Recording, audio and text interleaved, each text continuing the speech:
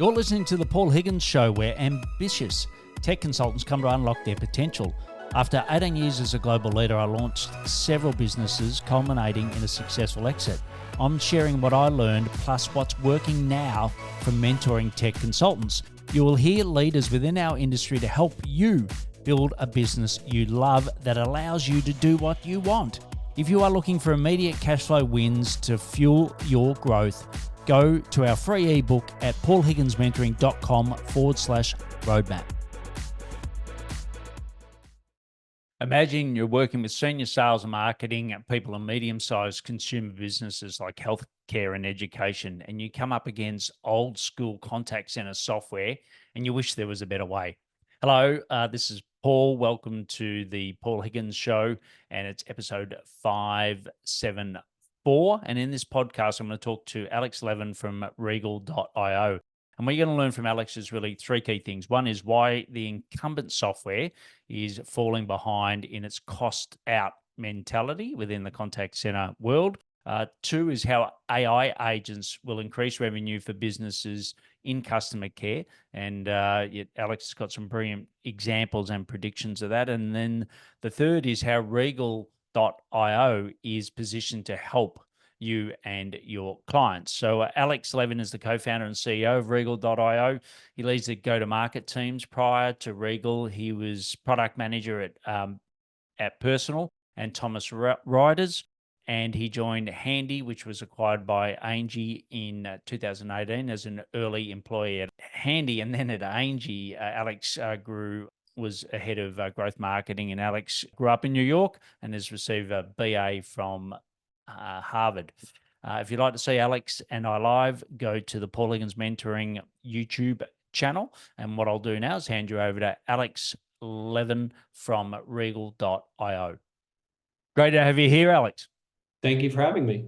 Yeah, well, you're the first person that's come on and really spoken about the world of contact centers, which is great. I know how it integrates with you listening, no matter what platform you're on. Most companies you deal with are going to have a call center, contact center in some shape or another. What we're going to do with Alex today is sort of talk about Regal in more detail. But why don't we kick off in your own words? Who's your ideal client and what problems you love to solve for them, Alex? My history is in sort of marketing teams and growth teams, and then I was taught sort of how contact centers worked, and now we obviously sell software to contact centers. So our ideal customer is mostly mid-market and enterprise consumer businesses. We really focus on higher touch businesses like insurance, healthcare, education, local services, where it's even more important, how you actually talk with your customer and what you do with them. The sort of problems I have? I think what's happened is the internet first brought on retail businesses, and in retail, they considered the contact center a cost center. Everybody was obsessed with eliminate every conversation with the customer, don't touch the customer with a 10-foot. And that was fine for a while. But I think what's happened is as consumers are pushing more complicated businesses online, you can't sell life insurance the same way you sell a CD, so to speak. And the things that were like kind of working for selling a CD are truly failing for selling life insurance online. And so businesses are trying to figure out how they bring back a higher touch model, I call it, so a more sort of personal touch, even though it's online. So how do you combine marketing with a digital website with also the personal touch of a contact center? And in that world, the historical tools just don't work because they were so focused on just cutting out customer interaction. So we serve these sort of higher touch people that are really struggling to engage customers and get them to buy more product. And the mix of voice versus non-voice, what's the current mix of voice versus Yeah, so it's funny. Historically, again, the story's been voice is dying, move everything to digital into text-based channels. We actually use voice very heavily. So our customers use voice very heavily. We find one, it's much faster to handle things. You can speak faster than you can type, for instance. Two, complicated issues, people prefer to talk them through and like that interface. And actually three, surprisingly, voice has a much higher engagement rate than email or SMS. So you typically send an email to somebody, it's like a 3% click. You send a text, maybe a 10% click. With calls, you can get a 30% answer rate. As a marketer, if you're saying, hey, I'm designing a flow and I need to get this person to talk to the doctor, what do? Email, text, or call? Well, the one with the most engagement, right? Yeah, and I think, me doing a quick demo on your website, which is regal.io, is the way that they can use, we call it omni media, let's call it, or omni channel. It's, they can send SMS, email whilst they're on the call, which I think is brilliant. So it can be multi channel, but like you said, voice is sort of the key one. And I'm interested by that answer because I would have thought, like, if I look at my children, they could be next to me and they'd still want to text me. They're in their 20s, but, they'd rather use text than talk often. That isn't playing out in the way that I thought it might within No, customer no, service. it's funny. You'd think that like that generation would never want to talk, but it's not what we see. So like it depends what it's about. Sure, they want to text when it's like something random, but Yep. if their bank messed up a payment, guess what they want? They want to get on the phone with their bank. They're trying to figure out what university to go to and they can't visit it in person. They want to talk to them. Like it depends how important it is. So we focus on industries where it is higher consideration, it is more important to you, and it's going to be something where voice is really critical. Now, voice doesn't have to mean human. So part of what we can talk about is the transition from human agents doing every voice conversation to AI agents doing it, which allows omnipotent, always available voice at a much lower cost than humans. We'll come to that in a moment, but just we've set it up in the intro, but just explain what the incumbent contact center software is, and then explain how Regal is different to the incumbents. Classically, at these big organizations, you might have a Salesforce, you might have a email marketing tool, whether through Salesforce or somebody else. So you have your CRM, you have your email marketing, and then in the contact center, you have a very old school contact center software like NICE, Genesys, Five9. Those are some of the bigger players. And again, their focus has been on how do we help these contact centers reduce their costs by deflecting customers as much as possible to self-serve or text-based channels and away from voice, and away from anything that costs money. That can work in some industries, it's fine, but in a lot of the businesses we serve, that strategy is self-defeating, right? You're actually hurting yourself. You're lowering the number of new customers, lowering the revenue earning from customers, lowering your retention rate by ignoring customers and trying to push them too much to self-serve. We offer a different kind of software that integrates very nicely with the Salesforces of the world and their email marketing system and their website technology to bring the contact center into that environment so that as a CMO or as a chief customer officer, you can be looking across the full experience and saying, here are my goals for the year. I want to grow revenue and I want to make sure that my customer satisfaction is whatever and my retention rate is this. And it's not just the marketing team that's responsible. It's the marketing and the product and the contact center together that have to figure out how they're taking action, what they're doing to drive the best possible outcome. Simple example, somebody calling in about a package tracking. Classically, you would deflect that or move it to self-serve or text because that's a very expensive interaction for something that can be handled through text or self-serve. But if it was a customer that's very high value and you've been trying to get in touch with to sell them a new life insurance policy, whatever it is, you might actually intentionally let that call come in, handle it, even though it's expensive, for the opportunity to talk to them about this new thing that you want to sell them to. It's about rethinking it from treating everybody the same to using the information you have on each individual and creating custom journeys for them, including these highly personalized touches, as long as it's ROI positive, right? If you're spending $5 on the conversation, but making 1,000, you do it all day long. Yeah, and I'm sitting there thinking that that makes perfect sense. If you go on regal.io and look at the demo, you should go on just because of, I think it's really, really classy how you've done the different types of buyer journey, and it's a great way of demoing product. I haven't seen that before, so that's great. And then also there's a ROI calculator as well, which you could take both of those facets and employ in your own business, but also it helps you to get a client to have a look at it as well. So it's twofold there. But one of the key things is the incumbents. It's always hard to change an incumbent, right? Often you'll get someone, a call center, they've always had Genesis, for example, and you don't want to be the person that changes it because it's a lot safer to stay with the poor incumbent than it is to move to something new. So how are you finding that? And tell me a little bit about how that happens in the world of swapping contact center software. Yeah, I mean, honestly, I don't know if it's that safe anymore. So, in a world where there isn't much change happening in technology or processes or whatever, the incumbents are very safe because they're going to stay more or less close to whatever is the newest technology, even if they're a little bit delayed. and they've been around forever, so fine. But in a world where there's massive change happening, incumbents get years behind the bleeding edge. And so if you're not moving off of them onto newer technology, you're being left behind, and your competitors are taking advantage of that to win more market share. Particularly today, the massive change in contact centers is the shift to not just AI supported human agents, but actually fully separate AI agents, autonomous agents that can handle interactions without the help of humans at all. Those incumbents are just never going to stay at the bleeding edge of what's possible, not going to have access to that technology, which is going to leave you further behind. And in a very exact sense, it's actually going to, AI agents are going to give your customers a better voice experience at a lower cost. If you're the one that's not doing that, that means you're giving your customers a worse experience, and your cost structure is higher, so you can't price as well.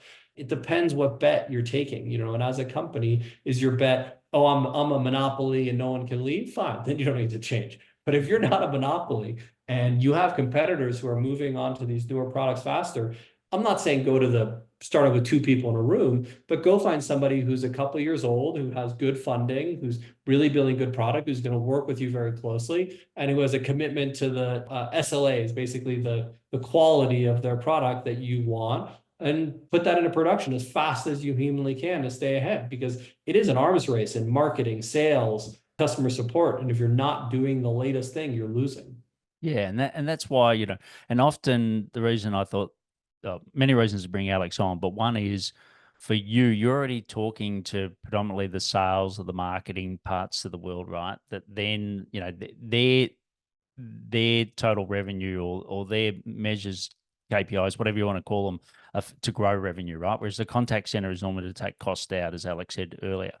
What you can do is introduce this as an option, and it's nearly then going to the contact center and saying, hey, look, here's the option, rather than hitting the contact center first, which, normally, they're restricted by the way that they can make decisions like that. But you're already talking to the key stakeholders. So I think that's where the collaboration of the synergy makes a lot more sense. And we talked about AI agents, so let's rip the Band-Aid.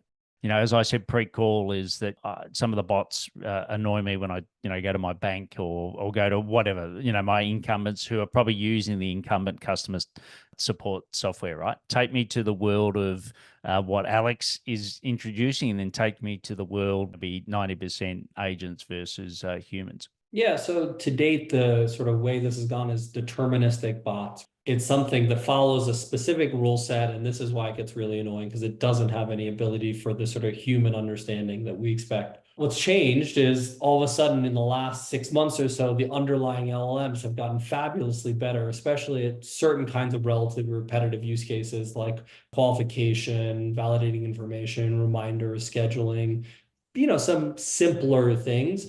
The LMs have gotten very good. What we've effectively done is now taken advantage of those improvements in the underlying cognition, if you want to use that word, of AI, and brought that and built on top of it agents for the contact center environment. In these agents, we've invested enormously first in sort of the ability to speak normally, right? The humans are very sensitive to the quality of speech, speed of response, tone, mirroring. You may not even notice, but often when you're talking to somebody, you'll mirror the way they're speaking. If they get excited, you get excited. If they get sad, you get sad. Those are human things that, it's important for the AI to be able to do as well. Beyond that, we've invested in the capabilities that contact center agent need to be able to do, like the validating information, transferring, scheduling, sending text messages, things like that. And obviously have given our production customers the tools that managers need to actually build and test and put in production and then monitor and iterate, right? You can't just give somebody a phone number with an AI agent. That doesn't do anything. In a contact center, you need, like I said, the tools to enable the SLA that they expect to be able to do this in a production environment. I think we're very proud of what we've done, and today, it seems like we've produced something that's really materially better than what exists on the market, specifically for voice conversations in the contact center. 2 years from now, we won't be the best if we don't change. Now we're starting to invest quite a lot in continuing to improve this so that we maintain our advantage over the next few years. Yeah, and I know it's a little bit old school maybe, where we talk about one source of customer data, right? But I'm assuming that the main key sources of customer data don't sit in the contact center; they sit in the Salesforces, the HubSpots, the NetSuites, the ServiceNows of the world. therefore, how is Regal integrating with those key platforms? Yeah, so to your point, the marketing teams and sales teams and companies got the message 20 years ago that you got to use customer data to derive your actions, and they've brought in tools that do that. Contact center teams have not done that broadly. We integrate natively with all the marketing tools, whether email marketing, customer data platforms, things like that, and all the CRMs that are out there to make sure that we're getting data on the customers from those sources to be able to make sure the contact center is taking the right action. Now, what's also fun is everything that happens in the contact center, we can now extricate from the contact center, right? Historically, it was locked in there. So we now transcripts and we pull out concepts, and we pass it back to the CRM and back to the marketing tools to make sure that that customer who tells the contact center agent, I want a sedan, not an SUV, sees a sedan, not an SUV on the website the next time they go. Yeah, that's brilliant because, nothing infuriates me more when, you start in one person and then they hand you to the next and you got to give the same information all over again. And, we've all had that experience. And I'm assuming, in the modern world, A, it's not necessarily going to be done by a human, but B, they'll have all of that information at their fingertips. Is that where we're headed? Yeah, like I said, 10 years from now, I think it'll be 90% AI agents. Human agents are very good at emoting, but very bad at always being available because you sleep and things like that. Yes. And very bad at knowing all the information because as you're going call to call to call or email to email, you can't possibly ingest everything. So these are areas where AI agents will just outperform. So I think like we're going to pass AI agents the simpler, easier experiences where omnipotence and always being available will be the most important. And humans will retain escalations and management responsibilities and approvals and training and iteration, because those are the areas that humans are uniquely good at. Yeah, well, I always remember the story of when they invented lifts. They still had a human in the lift, even though they didn't need it. It was just to make the human feel more safe or more comfortable with the transition, right? It's the same sort of thing here. There will always be, or sorry, not always, but there'll be an escalation point where you can get to a human if it's not working, which I think is really important. And, I suppose playing devil's advocate a little, you said before that the large incumbents won't make the changes that are here. Do you think that will always be the case, or do you think that they'll be forced to make the changes that you're already, going at 1,000,000 miles an hour at? When I was running before this a 3,000 person contact center, I used some of these legacy tools, and I actually went to them and said, hey, we need better tooling to do this higher touch motion. And they told me to pound sand. They said, voice is dying, high touch is not a thing, whatever. 4 years on, they go, oh, Alex, you were right. And so now they're starting to figure out how do they move into that space. So they're 4 years behind on that transition. Imagine how far behind they're going to be on this next transition when it's even a more complicated thing with AI agents. I'm not saying they don't see it. They're not idiots, but their ability to move the ship is really limited. I think that's right. And that's where I think from, if you look at the big players within the non-contact center space, I think they're investing heavily in AI. And to be honest, it hasn't really touched our lives at the moment. It's like, there's a lot of things that are happening behind the scenes with data, et cetera. But I think, the next generation's there, and I think it makes sense to do it in the areas where it's got the highest touch points to a customer. Because, how often really it's certainly in marketing, how often do you really talk to customers? I know you're meant to, but it's not as if it's a second by second basis. I think this makes sense. So just a reminder, we're talking to Alex Levin, and this is episode 574. And what we're going to do is take a short break to thank our sponsors, and then we're going to come back to the rapid fire questions. Ever spotted your dream client on LinkedIn only to find yourself bogged down in tedious data transfer at the expense of building that critical relationship? Say goodbye to manual tasks and hello to efficiency with Surfy, S-U-R-F-E. Surfy transforms you from a virtual assistant into a sales pro by seamlessly capturing, syncing, and enriching contacts from LinkedIn into your preferred sales platform, be it Salesforce, HubSpot, Pipedrive, Copper, or even Google Sheets, all in one single click. Imagine reclaiming those precious hours spent on data entry and redirecting them towards nurturing valuable connections and closing deals, which we all love to do. With Surfy, it's not just a dream, it's your new reality. Ready to invest your sales time where it truly matters? Try Surfy today by visiting our resource page at paulhigginsmentoring.com/resources and clicking on Surfy. Elevate your sales game with Surfy because your success starts after the click. Alex, you ready for the rapid fire? Yes. Let's do this. So the first question is, what are some of the daily habits that help you run Regal? So, every morning I have little kids, like that's actually kind of fun for me to have like that before I go to work. And then I am very obsessive about my calendar. Some people like don't do it, but I obsessively calendar everything. I don't make to-do lists. I like put in my calendar for a specific amount of time, color coded with what I'm supposed to do. So I think that's very helpful. And then particularly like I obsess over follow-up. So, if I'm with a customer, I think if you're emailing them within 5 minutes, that's on time. If you're doing it end of the day, that's late, and you do it the next day, like forget about it. I think, those sorts of habits are very helpful in moving stuff forward. Yeah, and one I should add to the rapid fire, but just very quickly, is what's your go-to AI tools?